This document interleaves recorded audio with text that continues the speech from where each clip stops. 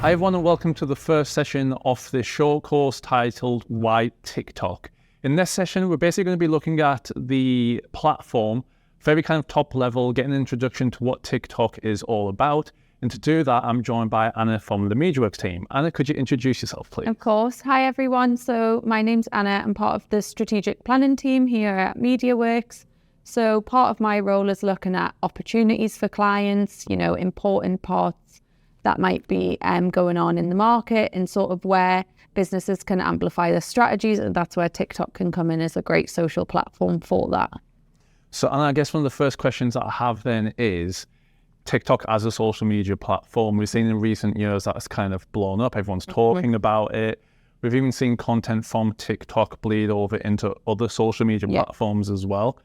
So I guess the first question that I have is, how does TikTok differentiate as a social media platform compared to some of the others out there? Yeah, definitely. So I think TikTok is no longer sort of that platform it originally was, where it was quite jokey, quite short form content. It's now grown and is basically an empire. So I think a key difference between TikTok and potentially other social platforms out there is it's undeniably sort of storming that market share. So it's currently got over 1.2 billion active users. So that's people who use it regularly. It's been downloaded as many as 3.5 billion times. So I think within that, there is a key element in that it seems to be taking that younger generation from other social networks out there. So Meta have reported they've sort of got a growing demographic using that. It's older users, and that younger demographic seem to have turned their attention, which was once to Instagram, now to TikTok. So during the pandemic, they've seen an 180% growth of 15 to 25-year-olds on that platform. So I think,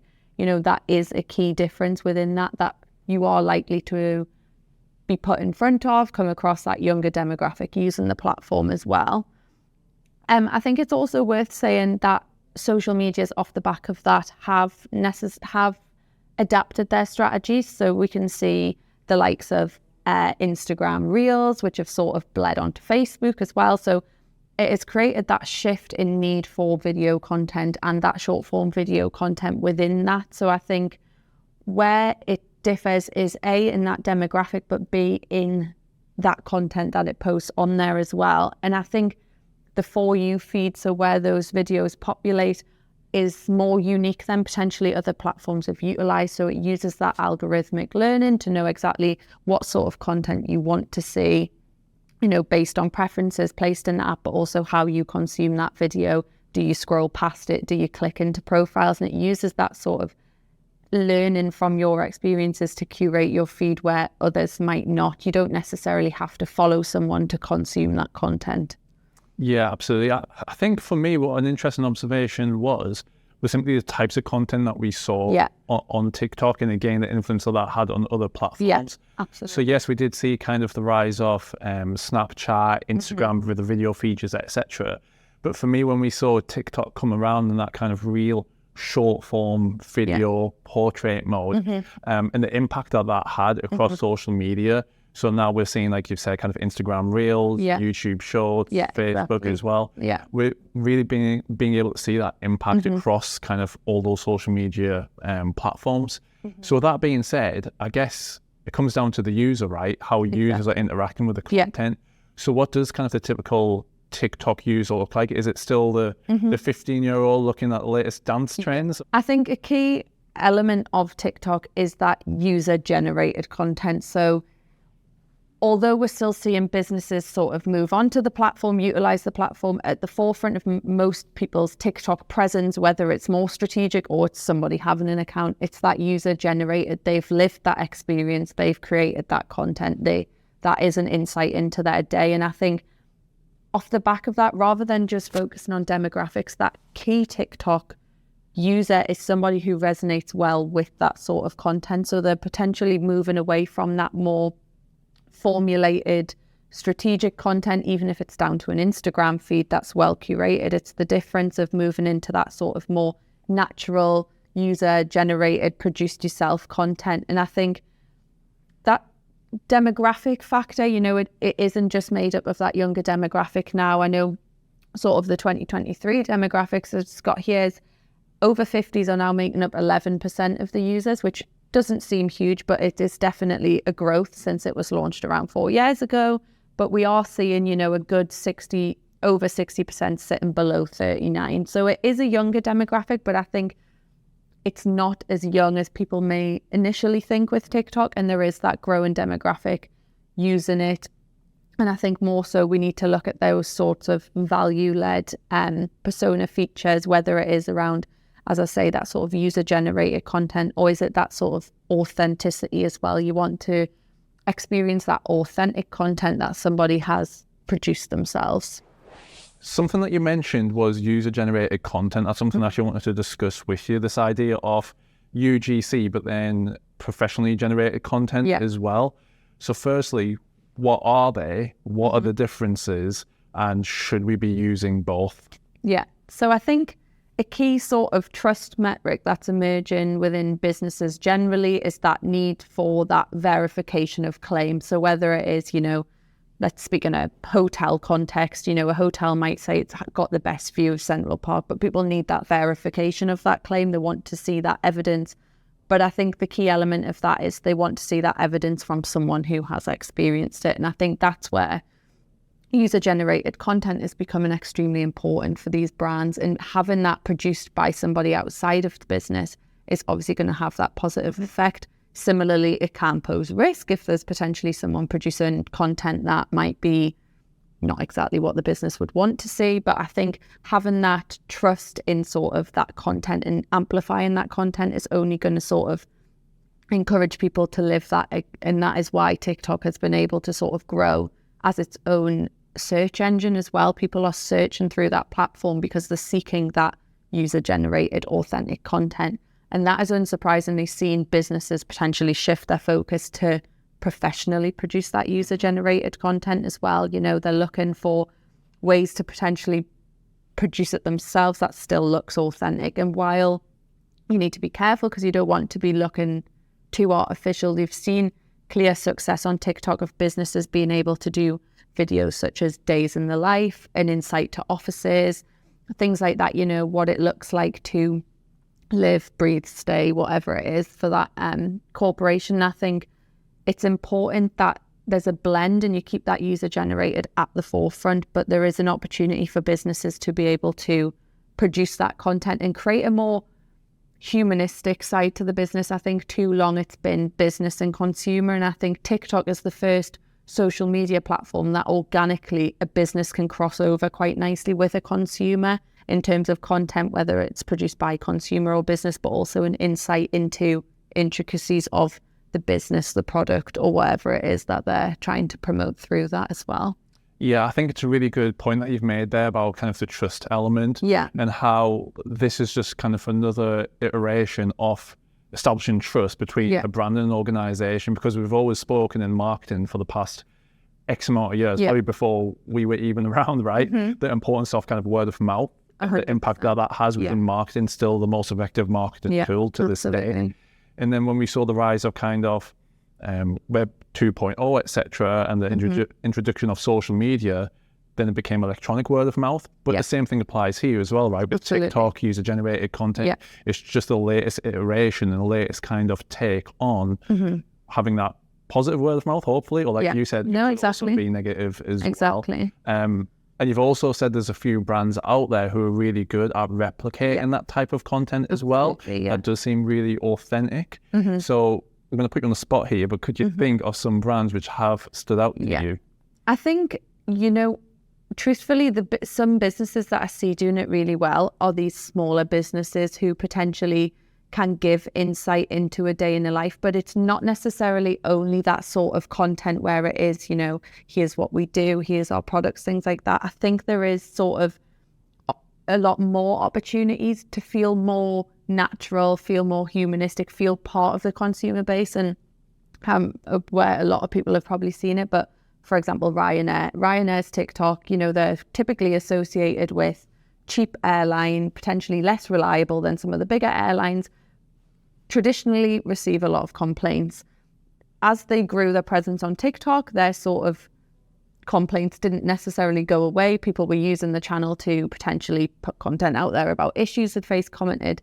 Yet if you go on their TikTok, they've completely managed to spin that on its head, and they've joined in viral trends. They've joined in sort of using those comments and replying to those comments to make funny experiences. And I think they're a prime example, obviously on quite a large scale, of how you can put marketing budget into an organic campaign that isn't just, here's what we do, here's what we sell. It's more natural. It's engaging with those viral sounds, those viral videos that are naturally going to appear on someone's newsfeed because that is what's trending at the minute. That's what the algorithm's going to identify. But also it's going to produce that content that is going to make somebody laugh. It's going to provoke emotion. It's going to feel more natural and approachable than potentially if they were formally replying to these complaints saying, you know, we are really sorry, like less humanistic. I think being able to laugh at themselves and sort of produce that viral content is where they're seeing success in sort of spinning that narrative and potentially growing their consumer base that might have been put off in the past. Yeah, I love the point that you made there, because typically when we look at examples within spaces, we do often think about larger organizations. Yeah. And something that we hear quite a lot from business owners, marketing managers, etc., is, right, well, we can compare ourselves against these bigger brands who do have the resources dedicated to establishing a real presence on these platforms, giving them the time that they need to nurturing that audience, etc., to get that success that we've seen. But the point that you've made there about even smaller businesses are able to produce content for those platforms, and they can see success as well. So on the back of that then, how do we know that TikTok's right for our brand, for our company? I think a key part of this is often you'll see sort of media examples of get on TikTok, everyone will like your content if you're natural, if you're making a joke. But if your consumer base aren't likely to resonate with you, you know, using that sort of content, for example, again, back to Ryanair, maybe if Emirates did the same sort of thing, it just wouldn't resonate as well because that's not their association. They're not a sort of lighthearted business. They're a very formal, very sort of successful business. So I think a key element, as you say, is like how do you know TikTok's the right channel for you? And this is where a lot of persona work comes into this. So as we've mentioned, you know, there is a younger demographic sort of dominating TikTok. That's not to say if you traditionally have an older demographic, you need to move away from it. So I'd say the key element for a business is to understand the demographic factors of their personas, of their consumers. You know, is it the right age, so the right gender? I mean, presently, TikTok's made up of 57% female, so it's just slightly, there's more female presence on the platform, but, you know, is it the right channel for that demographic? Is it sort of in terms of age, gender, but also income, you know, job titles, things like that? Are you going to produce that relevant content? Are they there? But then you've also got this psychographic element as well, which is around their sort of values. Are they likely in the context of your brand to resonate well with humor content? Are they likely to resonate well with that user-generated content? And sort of what do they expect from your brand? You know, for example, not ruling out maybe if you were a solicitor, it wouldn't be the right sort of platform to go on to and sort of produce that more lighthearted content. So it's about really understanding, you know, what does your persona, your consumer expect from that brand as well? And it's to say, you know, you don't want to necessarily rule it out and sort of say there's no way it would work, because you can access new sort of audiences you might not have had sort of exposure to in the past through other channels. You can potentially nurture audiences who you've never engaged with before through the channel. But I think it's all about sort of taking that step back and really understanding, you know, is that the right channel for those? And there's tools we can use, you know, I mean, they are paid tools, but we can use things like YouGov, GWI to really understand, you know, what content do they likely consume? So is it that video content? Or, you know, what channels do they sit on? Are they currently engaging with TikTok? Because if you've got a very small consumer base on there, is it a worthwhile channel to invest in? Whether that's organic sort of asset production or that paid investment as well. So it's about, you know, knowing, are you likely to find your consumer on there as well? I think it's key to say, though, you know, if you aren't sure, it's always good to give it a go. So as part of setting up a TikTok business account, you can have TikTok analytics sort of built into that. And although it's not hugely expansive, you can sort of break it down by video and understand how long someone's watching that video. Are they going onto the profile off the back of it? Are they scrolling past straight away? But also building on that, you can understand when are they on the channel in terms of days, when are they on the channel in terms of time as well, and really understand, initially, is this working? You obviously don't want to knee-jerk react to anything, but I think a key sort of piece of advice I would say to a business is really give it a go if you think you're going to find your consumer base on there, because you can learn more about their consumption habits as well. So you can really sort of use that to your advantage and take learnings from that of who these people are that are consuming your content as well. So I'm conscious we've obviously been spending quite a while now talking about TikTok, as you would expect, the TikTok short course. But TikTok itself only plays a part within that user journey, doesn't it? It only has its own role. So what can we do to understand what the role of TikTok is within the user journey? I think the key part of this is, TikTok, as I've mentioned, will provide you with a lot of insight. You can sort of use those paid tools like GWI and YouGov to get that sort of survey insight as well. But the ultimate sort of true insight to your consumer, how you guide them through that user journey, is going to come from that first party data.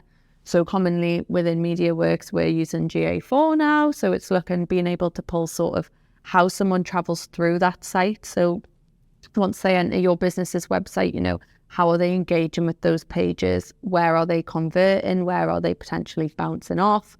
And you can really understand, how do they feel about that site? But I think one of the key things is they can also understand how you got to the site as well. So they're able to see, have you come off the search engine results pages? Have you come off any paid activity? And I know as this sort of course develops, they'll go into sort of TikTok's paid channels as well. And that's a key one where you can learn, have you had that return on investment? It's never as clear with organic, has that been the direct contributor to that sale? But I think, being able to map how someone gets to that site and how much of it can be attributed to sort of organic activity is key to be able to understand, is that working for you? But I think it's worth saying, it's not just based on vanity metrics. You don't want to just think your TikTok strategy organically has been successful because you've got X amount of likes and you've got X amount of follows, because it's not necessarily just down to your presence on that page. It's about, what can it do for brand recognition? What can it do for brand recall? What can it do for when that person's potentially been nurtured down that funnel through your content? Will they recall your brand at that point of purchase? Will they turn to you? Again, back to the Ryanair example, when someone is then coming to book a holiday, is it that, they've seen that lighthearted content and they're likely to choose Ryanair now over EasyJet, or, Ryanair's more front of mind? And annoyingly, it's not as simple as knowing that's what's happened. But I think you can sort of use, as I've said, those vanity metrics around follows, likes, sort of engagement with the content to really understand, has that resonated? Has that potentially influenced amplification of sales as well? So I definitely think you need to combine those sorts of persona tools out there who can tell you about your consumer and tell you if they're likely to sort of engage with that content. If you then move your sort of strategy onto TikTok, you can use those analytics tools on TikTok to understand, is that working? Is that right? Are they engaging?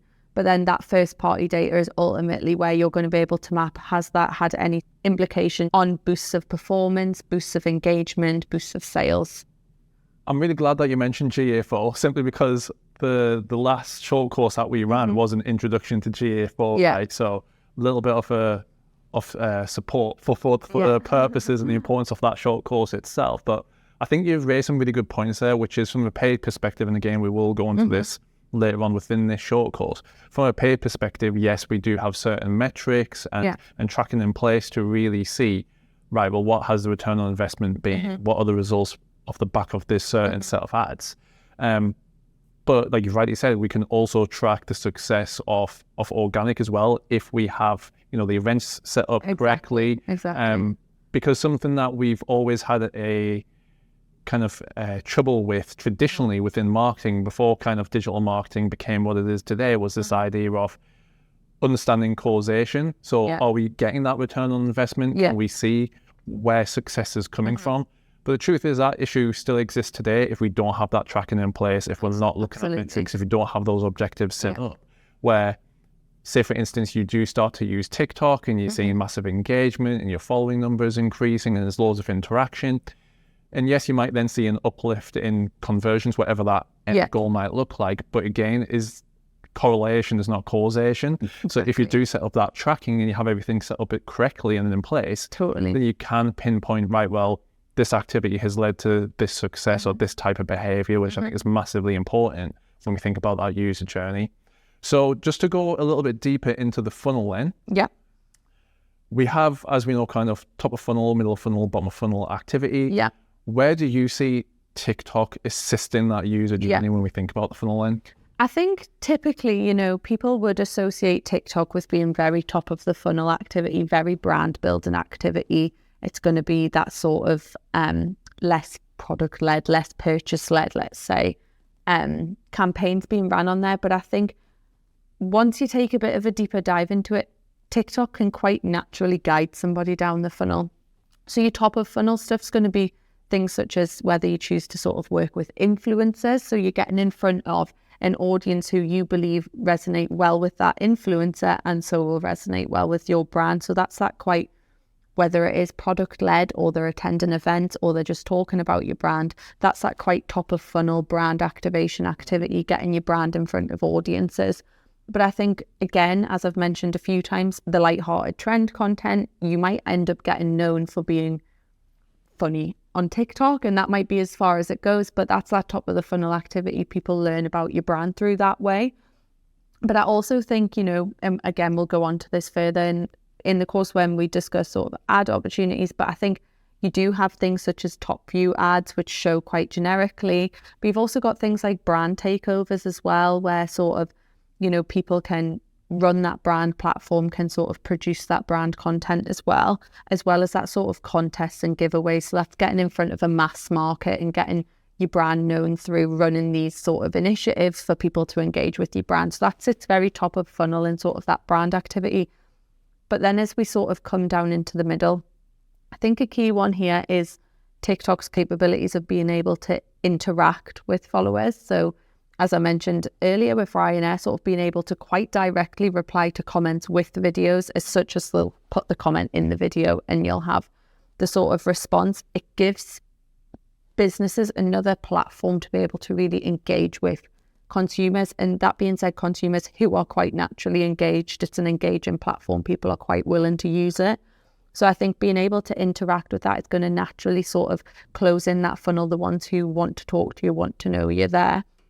But then also don't utilize it as an omni-channel strategy, you know, work that across to your advantage across other social channels. Is it that you have a Facebook presence, or is it that you have a YouTube presence, or if maybe you're a fashion brand, you have a bit of a Pinterest presence?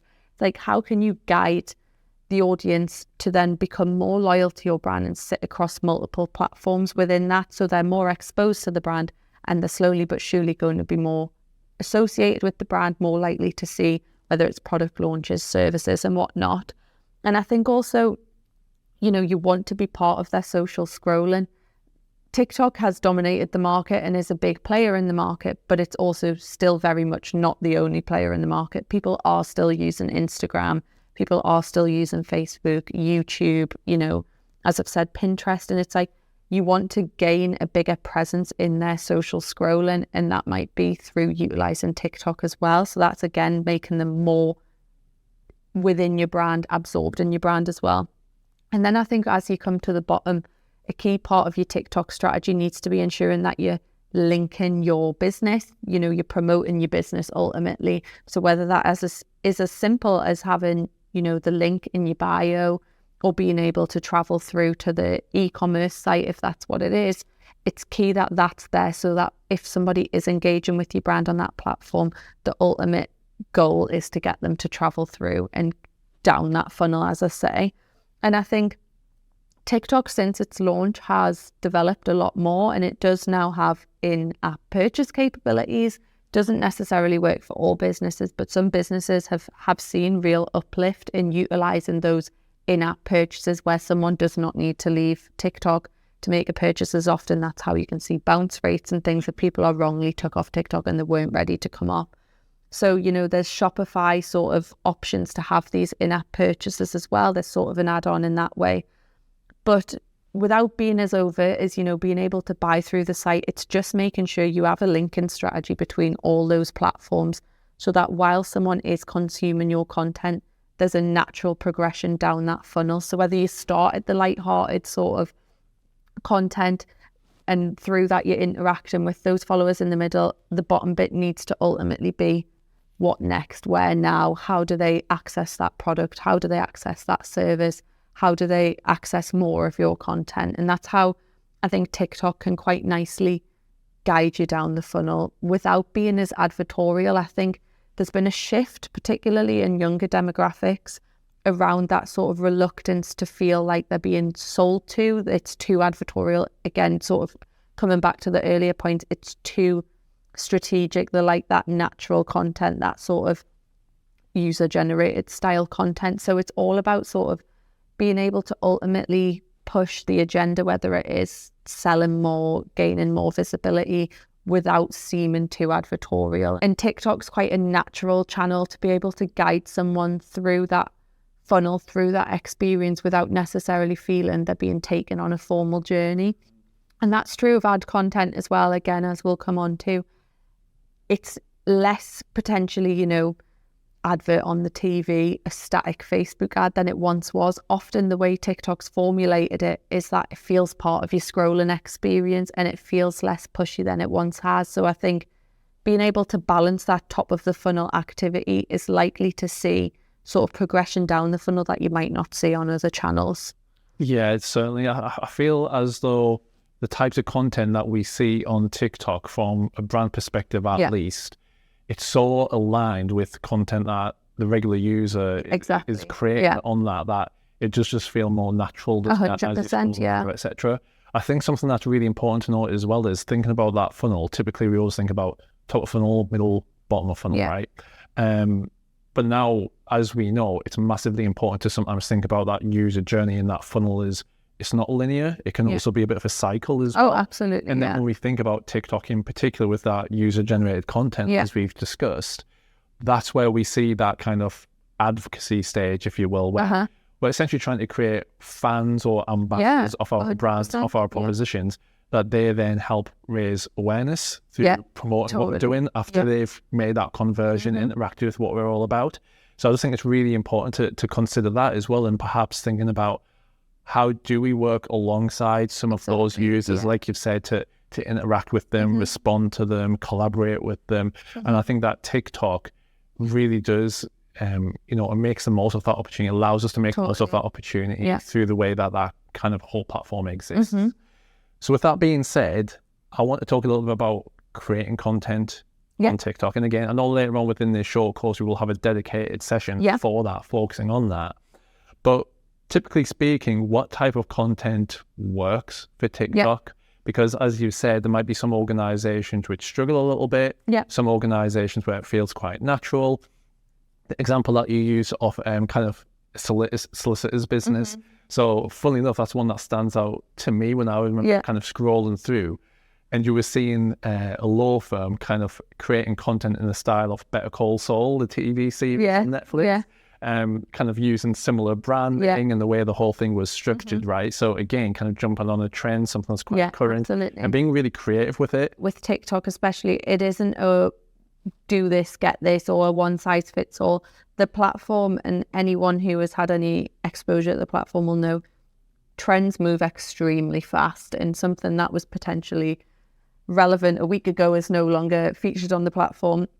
So I think there's a huge scope of content that you can produce, and a lot of it is around absorbing yourself in it as well. What are your competitors doing on it? But not only direct competitors in your market, what are indirect competitors doing? I believe any business can learn from other businesses on TikTok in terms of how, as you say with the solicitors, how they've completely flipped their typical associations on the head and produced quite fun, quite engaging content. So I don't think there's necessarily a, this works, this doesn't. I think it's about, as you say, being creative, almost taking risk a little bit as well. Obviously in no way controversial, but being able to sort of produce content that's not typically associated with your business, or is it like Ryanair where you're quite willing to sort of flip complaints on their head and be quite funny and quite interactive with it? But I think some of the key ones that I would typically pull out is things, as I've said, around sort of day-to-day routines, bringing that sort of intimacy, that insight into a business and making it feel more humanistic. I think often if people can see what goes on behind the scenes, so we've seen influxes of sort of content around pack an order with me, collect this order together, just to get that sort of insight into what does it take to get that product and sort of gain that relationship between the sort of routine and that user as well.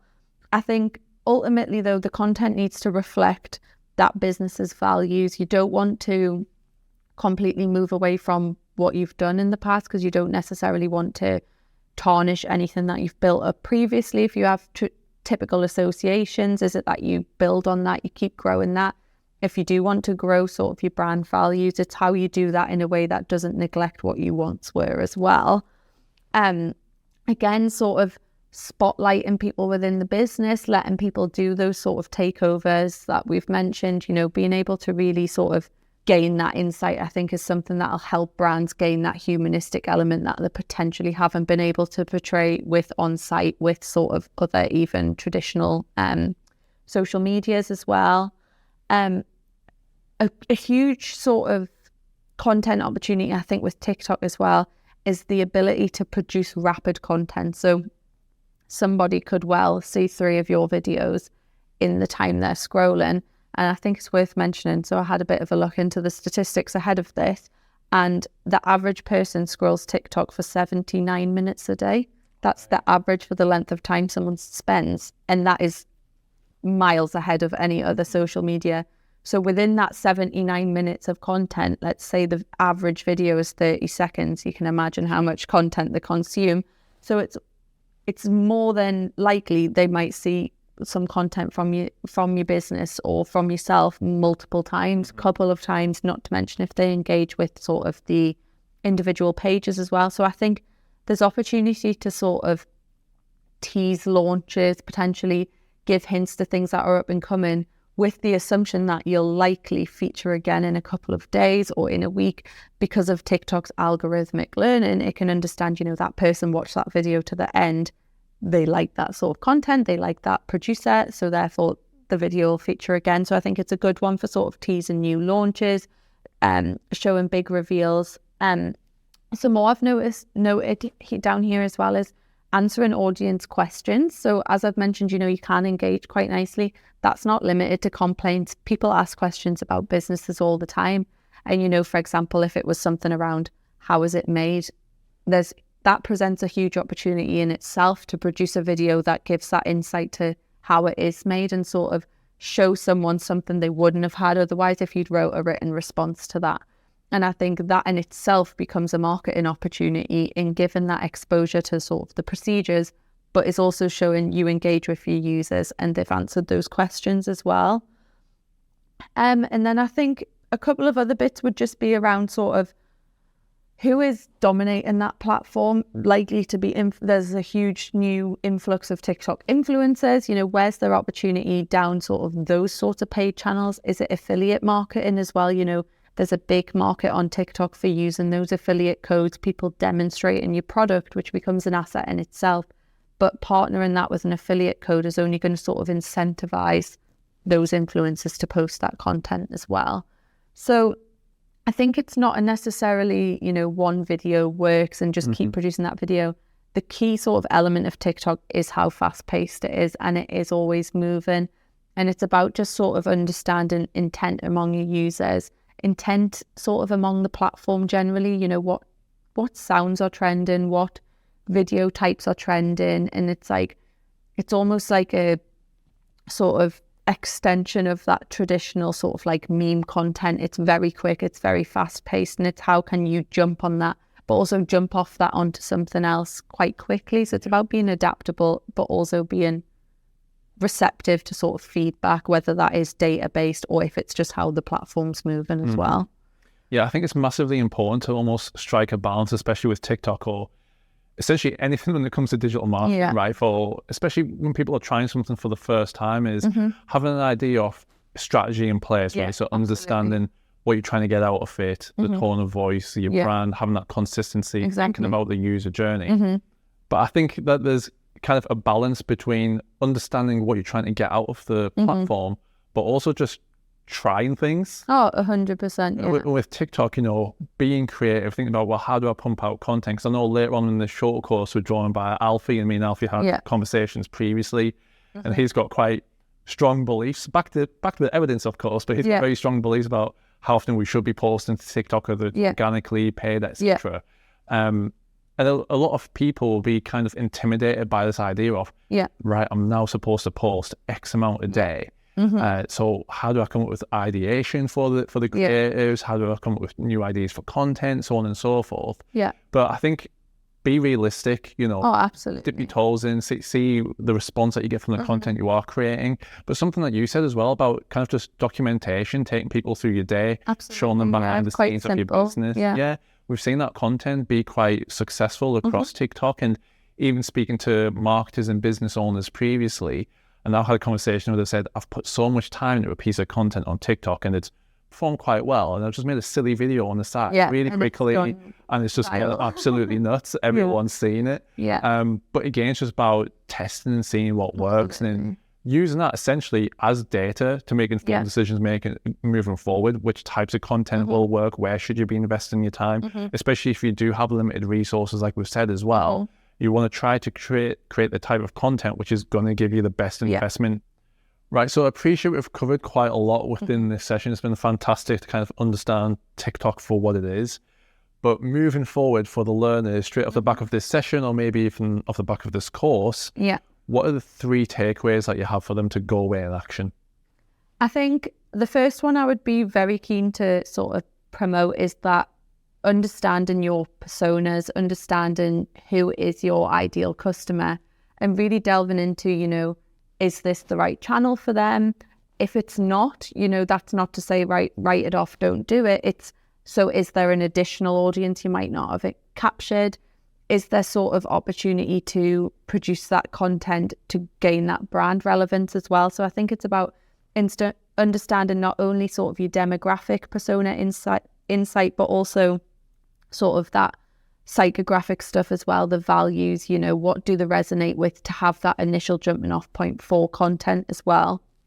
I think a second point I would say is user generated style content is key. It needs to be natural. I think if you go away and you spend too much time thinking about that content and exactly what you want to put on there, it does show in the content. And I think it becomes too advertorial, and that's where you'd potentially see people stepping away from it, not engaging with it as naturally. So just keep it natural. You know, it's a key opportunity to potentially empower other people within the business who might not be in a traditional marketing role, but have a real understanding or a real exposure to TikTok as well, who can help, you know, produce that content and make it feel natural. And I think that leads on to the last bit. It is just about immersing yourself in the platform. As I've said, it's an extremely fast moving platform. A lot is changing all the time, and you need to keep up with that trend content. That's not to say you now need to scroll at 79 minutes a day like everybody else, but, you know, really understanding what it, you know, the trends among viral content, what sounds are going to work, what sort of formats are going to work as well. So it's just about almost taking a risk. You don't learn until you do. And I think, you know, that TikTok analytics, but also, you know, seeing how your videos are responded to on that platform are ultimately going to give you jumping off points, whether it's for further TikTok content or for messaging or for how you go forward with an on-site strategy as well. Because I love those 3 actions, right? I'm going to put you under a little bit more pressure and now ask you, why TikTok? Why should people care about, be thinking about TikTok? I can answer that both ways. Why generally someone should take TikTok, but I think a key statistic that sort of sums that up is they've estimated in 2025 there'll be 15 million UK TikTok users. So in the UK alone, 15 million people will use TikTok. And I think social medias are progressing at an extremely fast pace, but we haven't had anything like a non-meta social media come in and storm like this. And although there is the sort of worries, potential drawbacks to TikTok, I think the level of time people spend on the platform, that growth amongst all demographics, but also just the sheer number of people who have at least some exposure to TikTok is going to be key for a business moving forwards. So I think in terms of statistics, you know, that's exactly what should drive your TikTok presence. But more generally, you know, be adaptive as a business. I think it'll teach you a lot as a business as well if you engage with it. It's good for building brand ultimately. And I think TikTok's a key way to add that humanistic element to your brand quite easily as well. Awesome. Right, well, thank you very much, Anna. I know in the next session, again, we're going to be focusing on TikTok targeting, kind of moving from organic into paid as well, and looking at what else TikTok has to offer. But I think for today, we've certainly covered a lot. Yeah. Got a lot of food for thought. So thank you very much. No worries. Thank you.